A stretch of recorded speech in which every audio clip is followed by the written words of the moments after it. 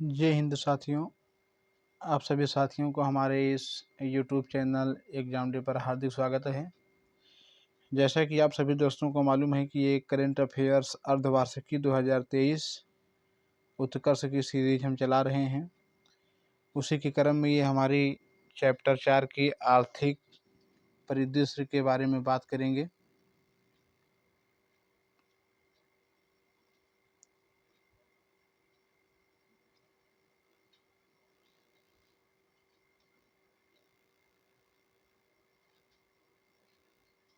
तो भारत का पहला डिजिटल राज्य।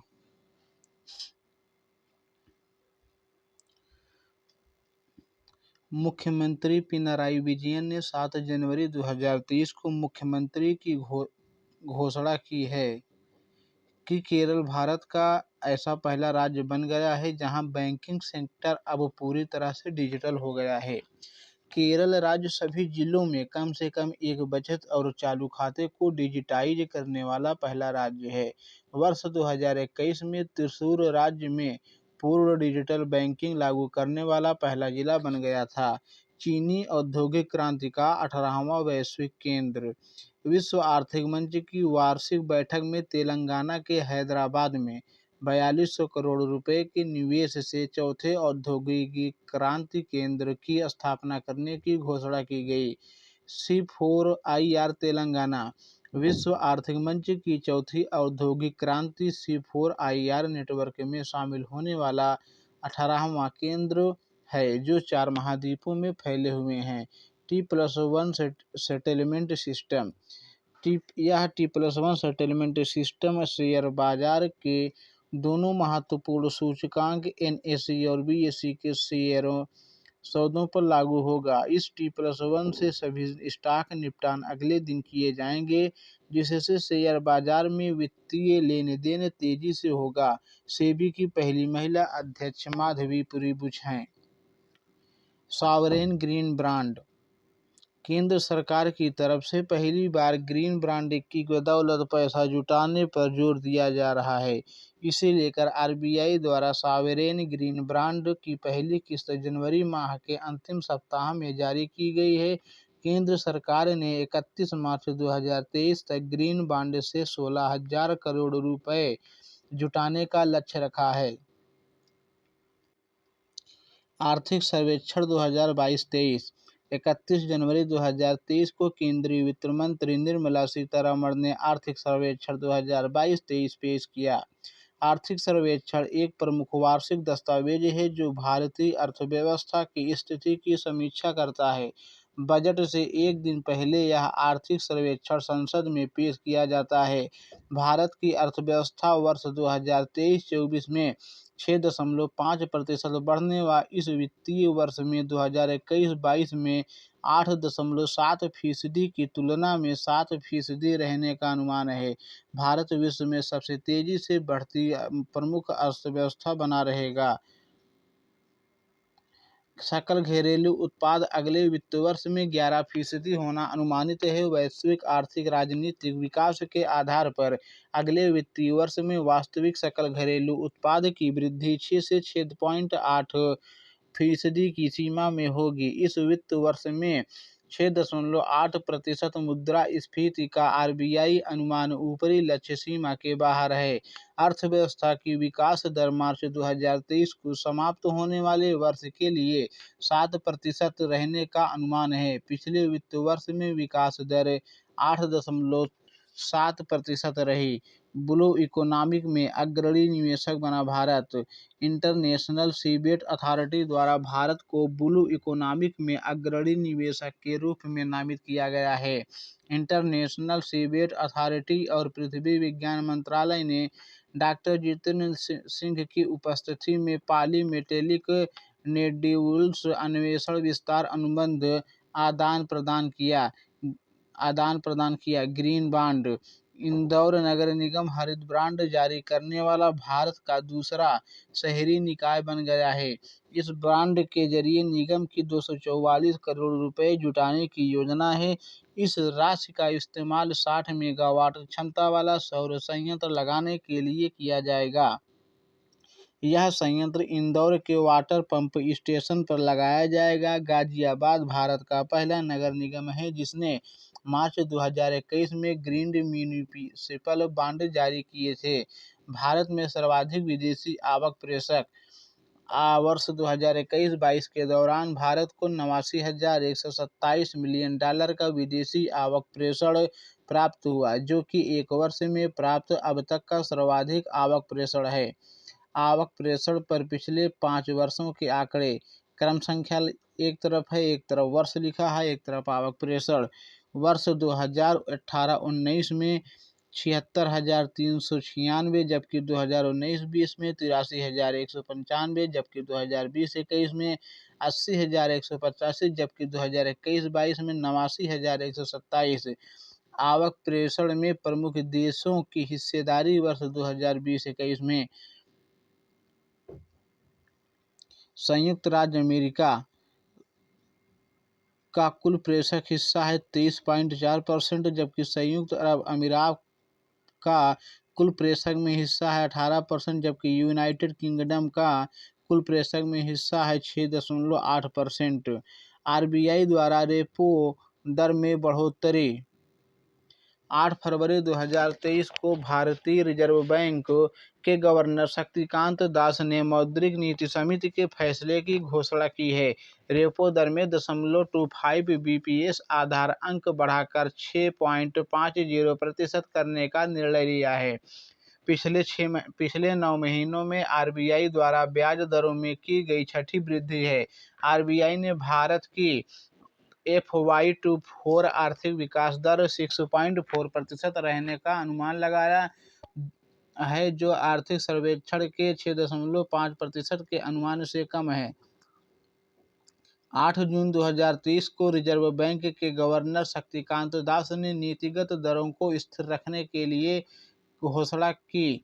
इससे पहले अप्रैल 2023 में हुई बैठक में भी रेपो रेट में कोई बदलाव नहीं किया गया था।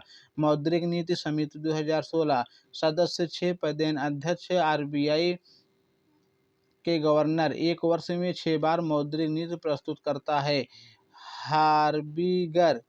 हार्बिगर 2023 परिवर्तन के लिए नवाचार।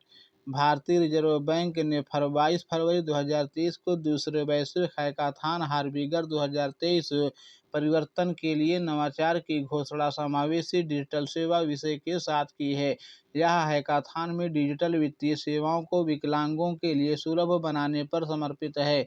हैकाथॉन के विजेता को 40 लाख रुपए और उपविजेता को 20 लाख रुपए का पुरस्कार दिया जाएगा। हेज विद क्रिप्टो रिसर्च के अनुसार भारत 2023 में क्रिप्टो को अपनाने के लिए 7वें सबसे बड़े राष्ट्र के रूप में विकसित हुआ है। ऑस्ट्रेलिया वर्ष 2023 में क्रिप्टो को अपनाने वाला सबसे बड़ा देश, जिसमें 10 में से 7.37 के स्कोर हैं। इसके बाद संयुक्त राज्य अमेरिका क्रिप्टो अपनाने में 10 में से 7.07 के स्कोर के साथ दूसरे सबसे बड़ा देश है। वहीं ब्राज़ील 6.8/10 के स्कोर के साथ तीसरे स्थान पर आता है। 2000 से अधिक यूपीआई लेनदेन पर अधिकार।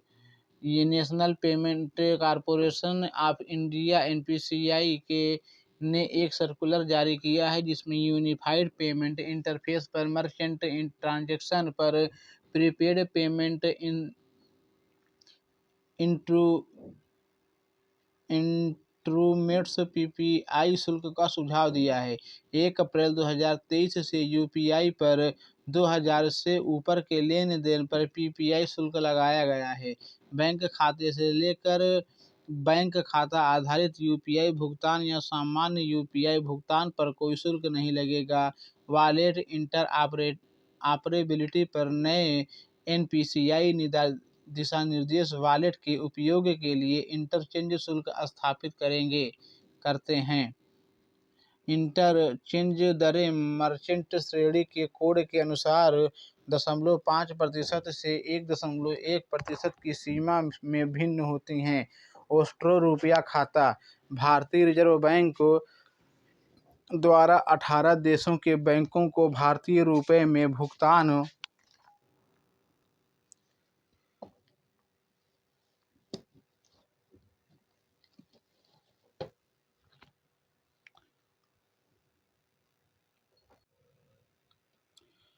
ऑस्ट्रो रुपया खाता। भारतीय रिजर्व बैंक द्वारा 18 देशों के बैंकों को भारतीय रुपये में भुगतान निपटाने के लिए विशेष ऑस्ट्रो रुपया खाता खोलने की अनुमति दी गई है। इससे पहले आरबीआई ने पहली बार दिसंबर 2022 में Indian rupee trade settlement mechanism के माध्यम से श्रीलंका के साथ व्यापार के लिए बैंकों को 0.5 और रूस के साथ रुपये में व्यापार के लिए 12 ऑस्ट्रो खाते खोलने की मंजूरी दी है। वित्तीय साक्षरता सप्ताह 2023 13 से 17 फरवरी 2023 तक आरबीआई का वित्तीय साक्षरता सप्ताह आयोजित किया गया है। भारतीय रिजर्व बैंक आरबीआई देश की जनता के बीच एक विशेष विषय पर वित्तीय शिक्षा संदेशों का प्रचार करने के लिए वर्ष 2016 से प्रत्येक वर्ष इसका आयोजन करता है। इस वर्ष वित्तीय साक्षरता सप्ताह के लिए theme goods financial behaviour your saviour है। वर्चुअल मुद्रा या संपत्ति के व्यापार पर कानून। केंद्र सरकार ने कहा है कि धन शोधन अधिनियम 2002 क्रिप्टो मुद्रा या वर्चुअल संपत्ति के व्यापार पर लागू होगा। इसके तहत भारतीय क्रिप्टो एक्सचेंजों को वित्तीय खुफिया इकाई भारत को संदिग्ध गतिविधि की सूचना देनी होगी। वर्ष 2022-23 के बजट में सरकार द्वारा ऐसी संपत्तियों में लेन देन से होने वाली आय पर 30% का कर लगाया गया था। एशिया आर्थिक संवाद 23 से 25 फरवरी 2023 तक भू अर्थव्यवस्था पर विदेश मंत्रालय का महत्वाकांक्षी वार्षिक कार्यक्रम एशिया आर्थिक संवाद के 7वें संस्करण का पुणे में आयोजन किया गया है। इसकी प्रमुख थीम है एशिया और उभरती विश्व अर्थव्यवस्था है। Real time payment system linkage 21 फरवरी 2023 को प्रधानमंत्री नरेंद्र मोदी और सिंगापुर के प्रधानमंत्री ली सीन लुंग द्वारा वीडियो कॉन्फ्रेंसिंग के माध्यम से भारत के यूनिफाइड पेमेंट इंटरफेस और सिंगापुर के पे नाउ के बीच बॉर्डर कनेक्टिविटी के साथ real time payment system linkage launching की गई। इसका उद्देश्य भारत और सिंगापुर के बीच कार्ड और क्यूआर कोड का उपयोग करके भुगतान की सीमा पार अंतर संचालनीयता को बढ़ा कर देना और व्यापार, यात्रा और विशेष आगे को बढ़ावा। भारत का सबसे बड़ा व्यापारिक साझेदार अमेरिका। वाणिज्य और उद्योग मंत्रालय ने वर्ष 2022-23 के व्यापार संबंधी आंकड़े जारी किए हैं। इसके अनुसार अमेरिका बीते वित्त वर्ष 2022-23 में भारत का सबसे बड़ा व्यापारिक साझेदार बन गया है और इसके बाद चीन दूसरा है।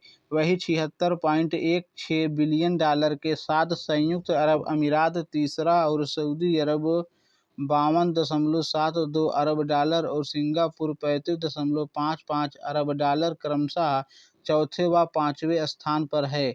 अमेरिका वाणिज्य मंत्रालय के आंकड़े के अनुसार भारत और अमेरिका के बीच द्विपक्षीय व्यापार 2022-23 में 7.65% वृद्धि के साथ $128.55 अरब का हो गया है। इससे पिछले वित्त वर्ष 2021-22 में दोनों देशों का द्विपक्षीय व्यापार $119.5 अरब रहा था।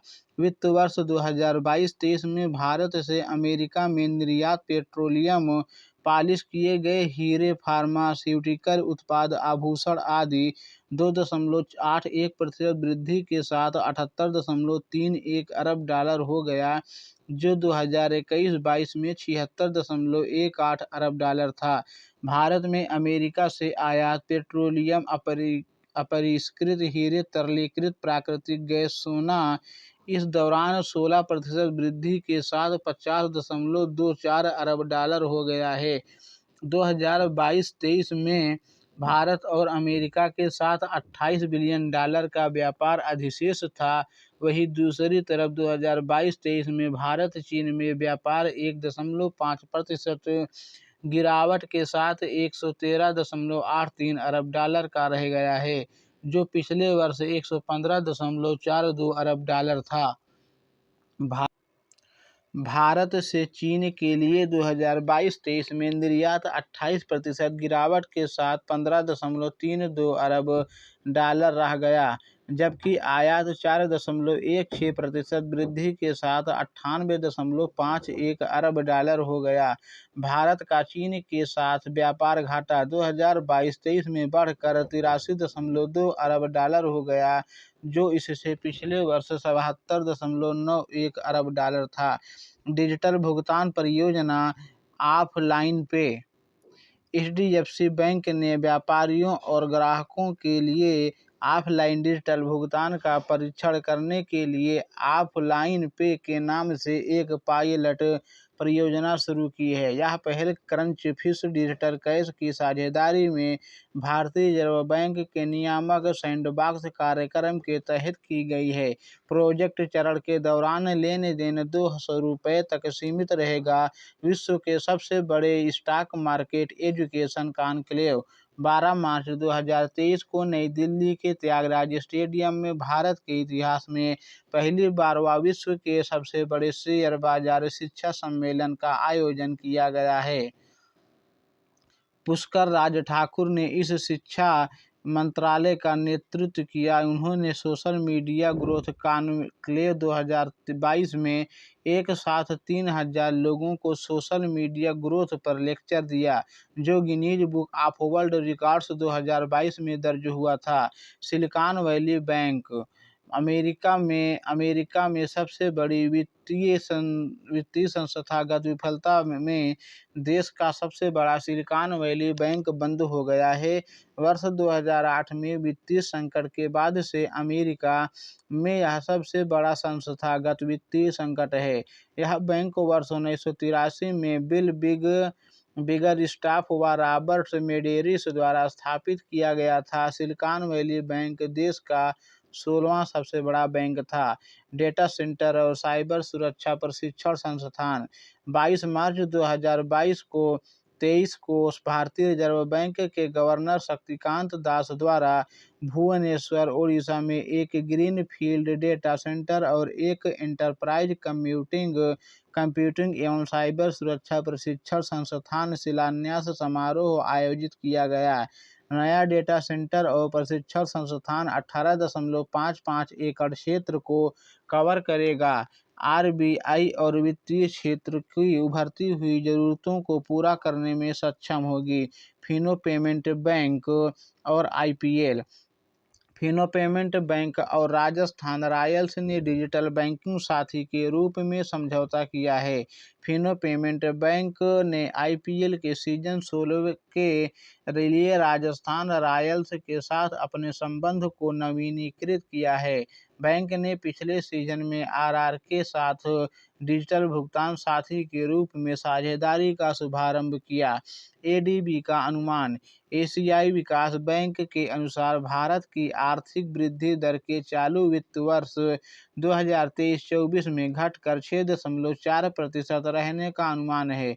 वित्त वर्ष 2024-25 में 6.7% की वृद्धि का अनुमान व्यक्त किया गया है, जो निजी खपत और निजी निवेश से प्रेरित हैं। वित्त वर्ष 2022-23 के दौरान वृद्धि दर 6.8% रहने का अनुमान है।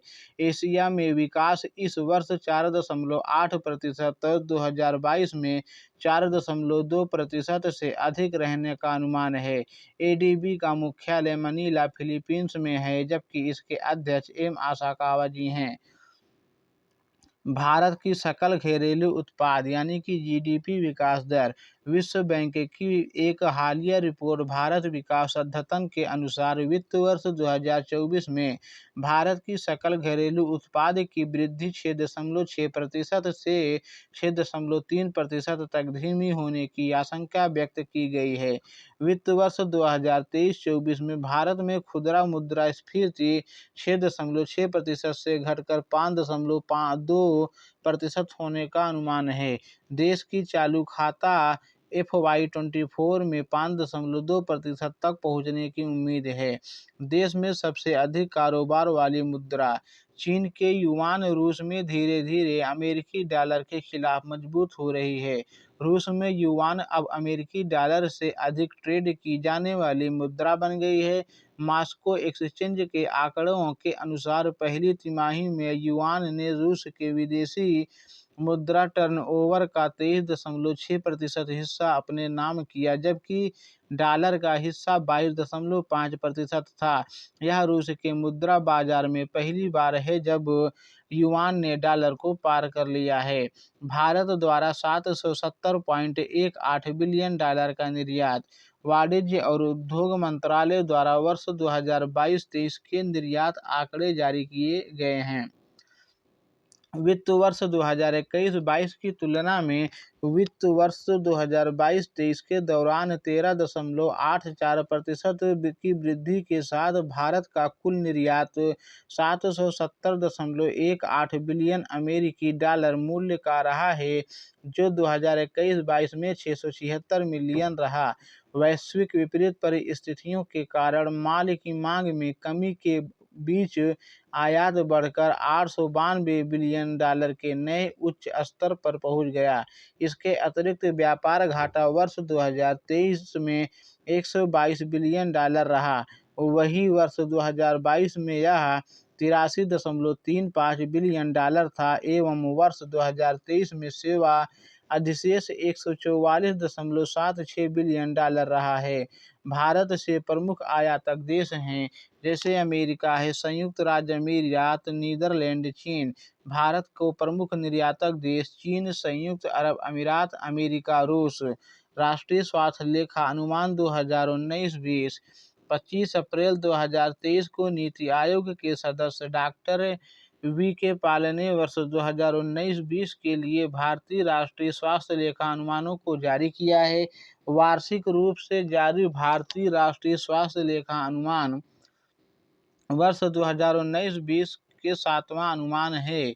इसे वर्ष 2013-14 में प्रारंभ किया गया था। इसके तहत मुख्य बातें: देश की कुल जीडीपी में सरकारी स्वास्थ्य व्यय की हिस्सेदारी 1.13% से बढ़कर 1.35% हो गई है। कुल स्वास्थ्य व्यय में आउट ऑफ पॉकेट व्यय का हिस्सा 2014-15 में 62.6% से घटकर 2019-20 में 47.1% हो गया है।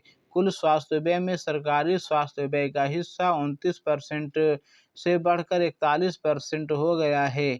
वर्तमान सरकारी स्वास्थ्य व्यय में प्राथमिक स्वास्थ्य की हिस्सेदारी 2014-15 में 15.3% से बढ़कर 2019-20 में 55.9% हो गई है। स्वास्थ्य और सामाजिक सुरक्षा व्यय की हिस्सेदारी, जिसमें सरकार द्वारा वित्त पोषित स्वास्थ्य बीमा, सरकारी कर्मचारियों को चिकित्सा प्रतिभूति और सामाजिक स्वास्थ्य बीमा कार्यक्रम शामिल है, 2014-15 में 5.7% से बढ़कर 2019-20 में 9.3% हो गया है। MPLADS फंड के बारे में: MPLADS केंद्र सरकार की एक योजना है जिसके तहत सांसद अपने निर्वाचन क्षेत्रों में प्रत्येक वर्ष 5 करोड़ रुपए के खर्च के विकास कार्यक्रमों की सिफारिश कर सकते हैं। FY23 में गुजरात में MPLADS फंडों का उच्चतम उपयोग अनुपात रहा, 145.11% का उपयोग किए। इसके बाद झारखंड में 128.4%, कर्नाटक में 127.76% और केरल में 122.33% प्रयोग किया। सर्वाधिक धन उत्तर प्रदेश के बाद महाराष्ट्र, बिहार और पश्चिम बंगाल में स्थान आता है। दूसरी ओर केंद्र शासित प्रदेशों में लक्षद्वीप, चंडीगढ़, अंडमान और निकोबार द्वीप समूह और दादर और नगर हवेली को FY23 में कोई पैसा नहीं मिला। राज्यों में सिक्किम को सबसे कम 2 करोड़ मिले। ग्रीन डिपॉजिट फ्रेमवर्क: भारतीय रिजर्व बैंक ने भारत में ग्रीन फाइनेंशियल इकोसिस्टम विकसित करने के उद्देश्य से ग्राहकों के लिए ग्रीन डिपॉजिट हरित जमा की पेशकश करने हेतु एक नए फ्रेमवर्क की घोषणा की है, जो 1 जून 2023 से लागू होगा। यह ढांचा मात्र लघु बैंकों सहित अनुसूचित वाणिज्यिक बैंकों पर लागू होता है। इसके तहत नवीकरणीय ऊर्जा परियोजना, लैंडफिल परियोजना या 25 मेगावाट से बड़े जलविद्युत संयंत्र है। ग्रीन फाइनेंस इकोसिस्टम वित्तीय प्रणाली को संदर्भित करता है, जो पर्यावरणीय रूप से अस्थायी परियोजना और गतिविधियों में निवेश का समर्थन एवं उन्हें सक्षम बनाता है। आवक बिल भुगतान सेवा, केनरा बैंक और एनपीपीआई भारत बिल पे ने ओमान में भारतीयों के लिए एक सीमा पार आवक बिल भुगतान सेवा शुरू की है। केनरा बैंक बीबीपीएस के माध्यम से इनबाउंड क्रॉस बॉर्डर बिल भुगतान की पेशकश करने वाला भारत का पहला सार्वजनिक बैंक क्षेत्र का बैंक है। इससे पहले क्रॉस बॉर्डर बिल भुगतान सेवा शुरू कुवैत में ही प्रारंभ हुई थी। विशेष खुदरा बैंकिंग पहल, एचडीएफसी बैंक ने अर्ध शहरी और ग्रामीण क्षेत्रों में ग्राहकों के उद्देश्य से विशेष नामक एक खुदरा बैंकिंग पहल शुरू की है। बैंक इस कार्यक्रम के माध्यम से लगभग 1 लाख नए ग्राहकों को आकर्षित करने की उम्मीद कर रहा है, जिससे अपने शाखा नेटवर्क को बढ़ाना और बाजार खंड के लिए वित्तीय उत्पादों का विकास करना शामिल है। सर्वाधिक निर्यात वाला जिला जामनगर, गुजरात। भारत में गुजरात का जामनगर शीर्ष निर्यात जिला है।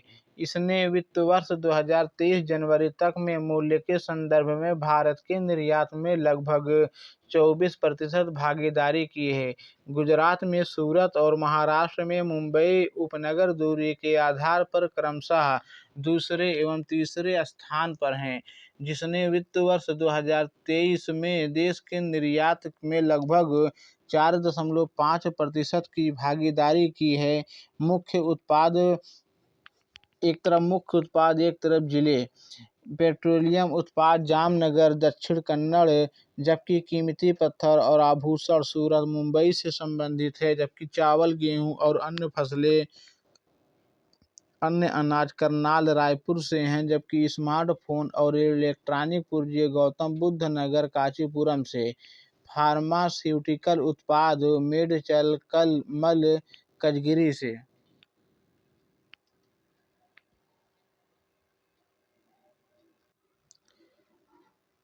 आरबीएनएल को नवरत्न का दर्जा, भारत सरकार द्वारा राष्ट्रीय रेलवे कंपनी रेल विकास निगम लिमिटेड को मिनरल्स श्रेणी में नवरत्न केंद्रीय सार्वजनिक क्षेत्र उद्यम का दर्जा दिया गया। आरबीएनएल रेल मंत्रालय के तहत एक मिड कैप कंपनी है, जिसका वार्षिक राजस्व 2021-22 के लिए 19,381 करोड़ रुपए और नेट लाभ 1,087 करोड़ रुपए हैं। इससे यह भारत में सीपीएसई के नवरत्न कंपनियों में 13वां स्थान पर रही। भारत में महारत्न की संख्या, भारत हैवी इलेक्ट्रिकल्स लिमिटेड, दूसरा है भारत पेट्रोलियम कॉर्पोरेशन लिमिटेड, तीसरा है कोल इंडिया लिमिटेड, चौथा है गेल इंडिया लिमिटेड, पांचवा है हिंदुस्तान पेट्रोलियम कॉर्पोरेशन लिमिटेड, जबकि छठा है Indian oil corporation of India.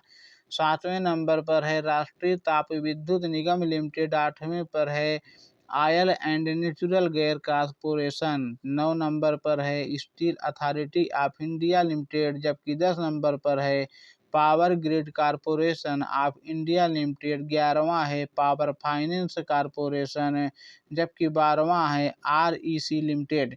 Digital currency रुपया,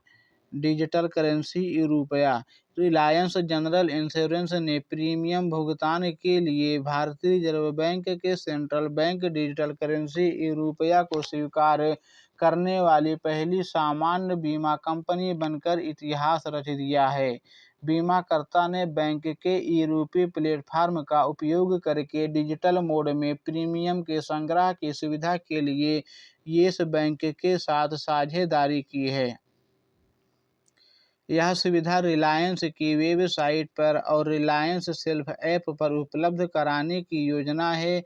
ई-रुपये के लिए पहला पायलट चरण आरबीआई द्वारा 1 दिसंबर 2022 को 4 शहरों मुंबई, नई दिल्ली, बेंगलुरु और भुवनेश्वर में शुरू किया गया था।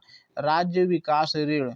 भारतीय रिजर्व बैंक के आंकड़े के अनुसार लगातार तीसरे वर्ष तमिलनाडु सबसे अधिक बाजार उधारी वाला राज्य बन उभरा है।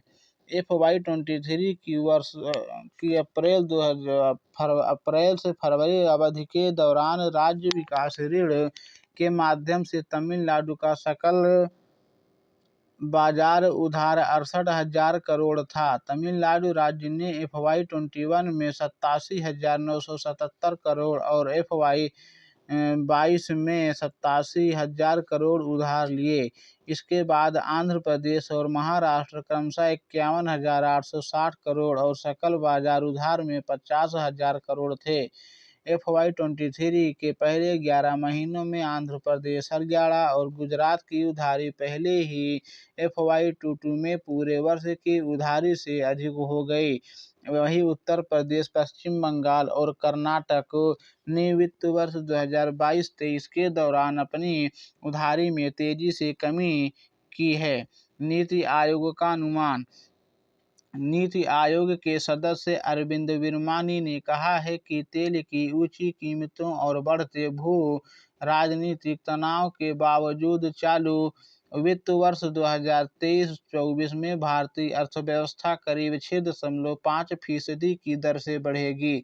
विरमानी ने आगे कहा कि उन्हें भारतीय वित्तीय क्षेत्र पर अमेरिकी और यूरोपीय बैंकिंग संकट का कोई प्रभाव नहीं दिखता है। चालू वित्त वर्ष 2023-24 में पिछले वर्ष में हुए सभी परिवर्तन के कारण विरमानी ने अपने भारत के आर्थिक विकास के अनुमान को 0.5% कम कर दिया है।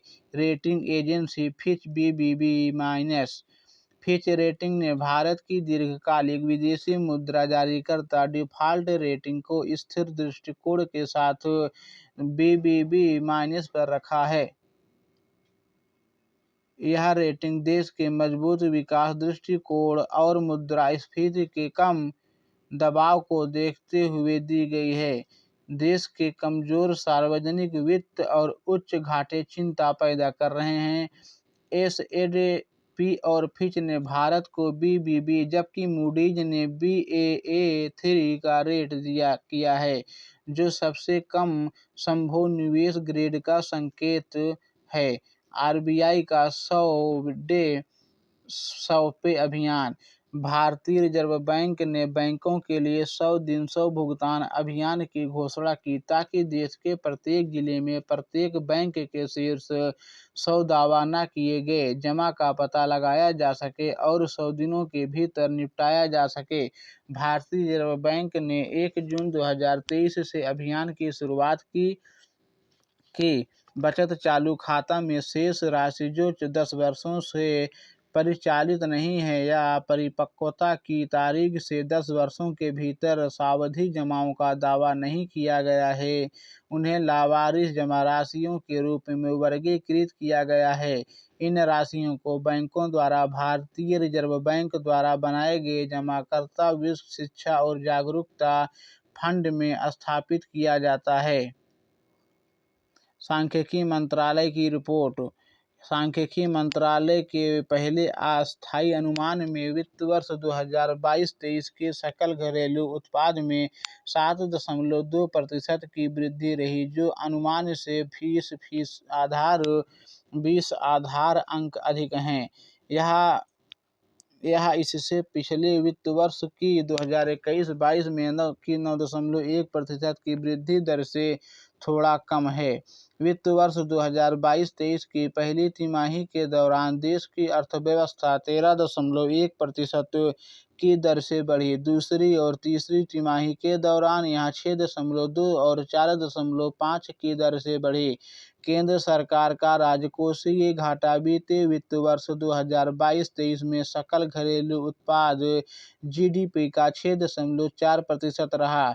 विनिवेश बुरी तरह से प्रभावित हुआ। इससे करोड़ रुपए की आय हुई, जबकि लक्ष्य 60,000 करोड़ रुपए जुटाने का था।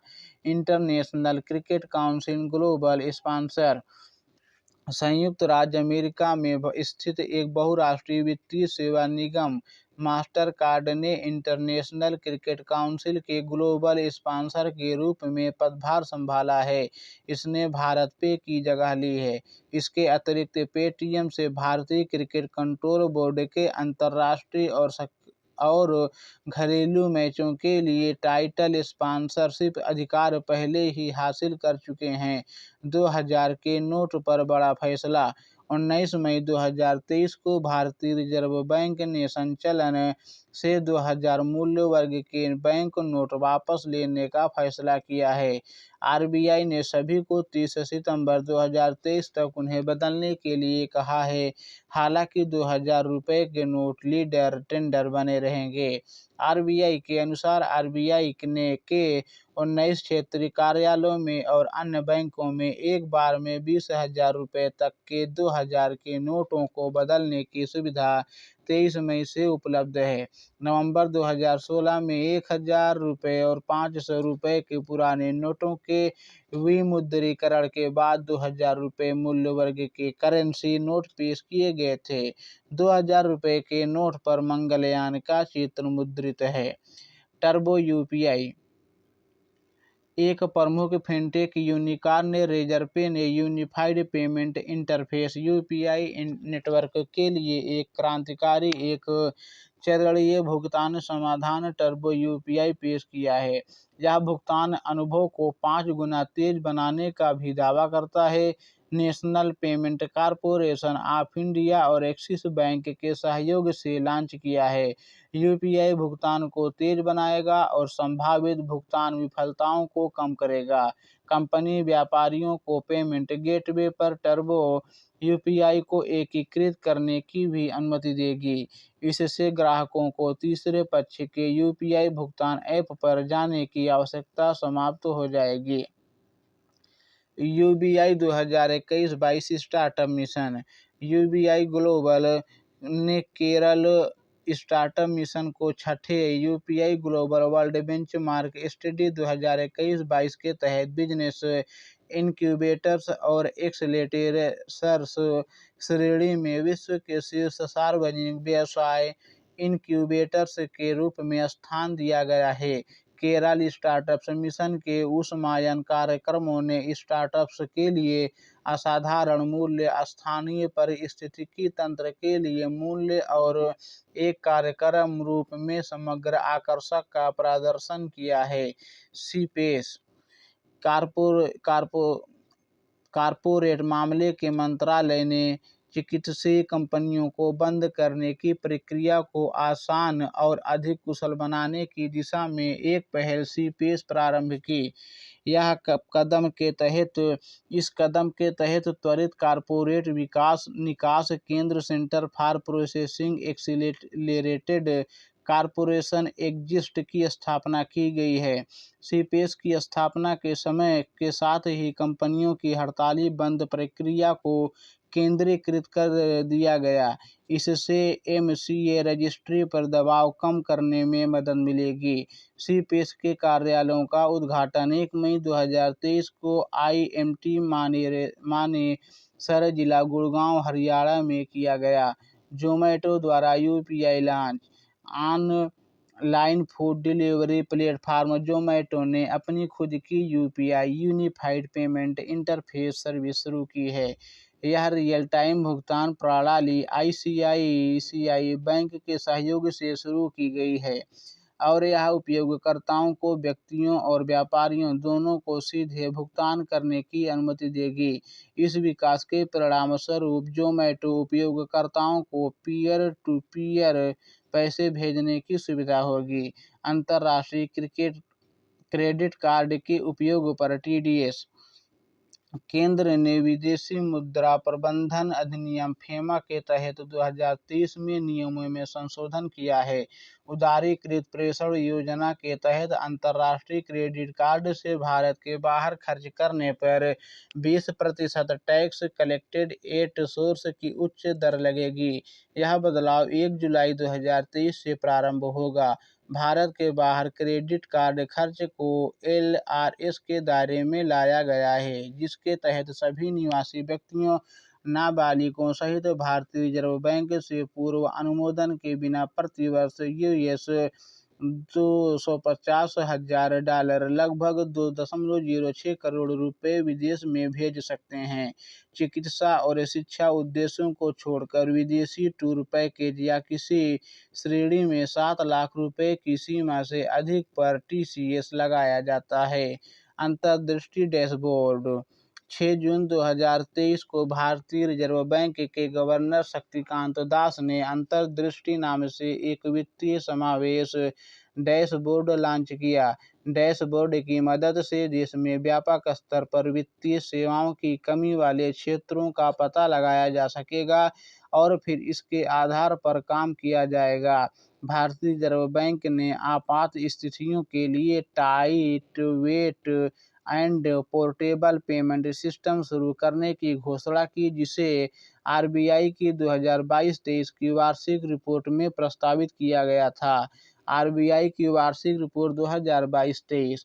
भारतीय रिजर्व बैंक RBI की वार्षिक रिपोर्ट 2022-23 प्रकाशित की गई है, जो 31 मार्च 2023 को समाप्त हुए वित्तीय वर्ष के दौरान RBI के कार्यों का अवलोकन प्रस्तुत करती है। यह रिपोर्ट RBI अधिनियम 1934 की धारा 53(2) के प्रावधानों के अनुसार है। मुख्य विशेषताएं: FDI भारतीय रिजर्व बैंक की वार्षिक रिपोर्ट के अनुसार FY23 में भारत द्वारा प्राप्त कुल प्रत्यक्ष विदेशी निवेश $46 बिलियन अमेरिकी डॉलर के 3 साल के निचले स्तर पर पहुंच गया। यह राशि पिछले वित्त वर्ष में 2022 में जो 58.8 बिलियन अमेरिकी डॉलर थी से 26% कम है। FY21 में FDI का प्रवाह 59.6 बिलियन अमेरिकी डॉलर है और FY20 में यह 50 बिलियन अमेरिकी डॉलर था। शीर्ष FDI देश FY23 में भारत और शीर्ष 3 FDI प्रवाह सिंगापुर 17.2, मॉरिशस 6.1, संयुक्त राज्य अमेरिका 6 हैं। क्षेत्रवार अंतर्वाह निर्माण 11.3, वित्तीय सेवाएं 6.8, कंप्यूटर सेवाएं 5.6। विकास राष्ट्रीय सांख्यिकी कार्यालय NSO द्वारा जारी राष्ट्रीय आय के दूसरे अग्रिम अनुमान के अनुसार भारतीय अर्थव्यवस्था को FY23 में वास्तविक सकल घरेलू उत्पाद GDP में 9.1% की तुलना में 7.0% की वृद्धि हासिल की। सकल घरेलू उत्पाद विकास पूर्वानुमान भारतीय रिजर्व बैंक ने FY24 के लिए भारत की वास्तविक GDP वृद्धि 6.5% होने का अनुमान लगाया है। मुद्रास्फीति 2021-22 में 5.5% से बढ़कर 2022-23 में 6.7% हो गई। घाटा और ऋण: वित्त वर्ष 2023 में सामान्य सरकार का घाटा और ऋण क्रमशः GDP के 9.4% और 86.5% पर आ गया, जो वित्त वर्ष 2021-22 में क्रमशः 13.1% और 89.4% के चरम स्तर से था। सरकार का सकल राजकोषीय घाटा FY22 में GDP के 6.7% से घटकर 2022-23 में GDP का 6.4% हो गया। अप्रैल-दिसंबर 2022 के दौरान भारत का चालू खाता घाटा GDP का 2.7% था।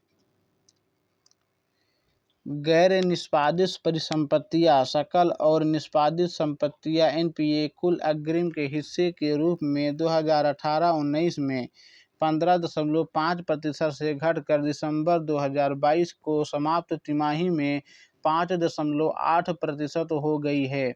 हालांकि सार्वजनिक क्षेत्र के बैंकों का एनपीए अनुपात अभी भी अधिक है, लेकिन इन बैंकों महत्वपूर्ण कमी देखी गई।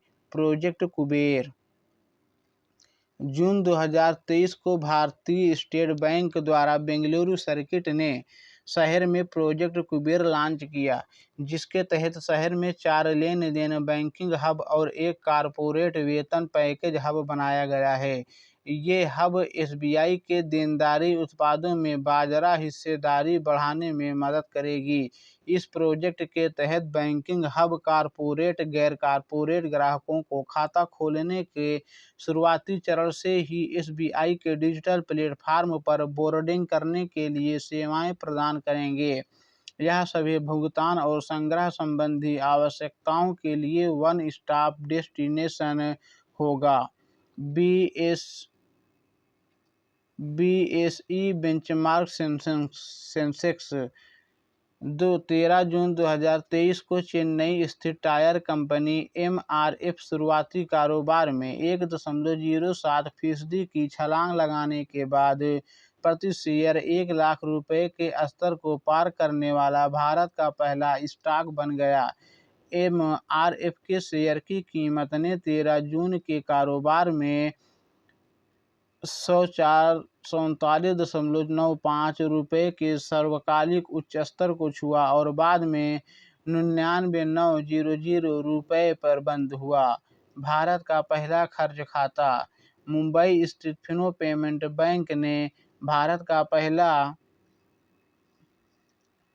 खर्च खाता लॉन्च करने के लिए सिक्वोइया कैपिटल समर्थित फिनटेक हबल के साथ अपने सहयोग की घोषणा की। फिनो पेमेंट बैंक को 4 अप्रैल 2017 को स्थापित किया गया। बैंक खातों को फिनो बैंक के डिजिटल बचत खाते के साथ एकीकृत किया जाएगा, जो इसके मोबाइल ऐप फिनो पे पर उपलब्ध है। यह अभिनव पेशकश ग्राहकों को आसानी से अपने धन को पार्क करने, विभिन्न श्रेणियों जैसे कि खाद्य आदेश, खरीदारी, यात्रा और मनोरंजन में खर्च करने और खाते के माध्यम से किए गए सभी लेन देन पर 10% तक की बचत करने की सुविधा देता है। आज का सेशन यहीं तक दोस्तों, फिर आगे कल मिलते हैं। आप लोगों को वीडियो अगर पसंद आया है तो हमारे यूट्यूब चैनल एग्जाम डे को सब्सक्राइब करिएगा, लाइक करिएगा एवं शेयर करिएगा। जय हिंद दोस्तों।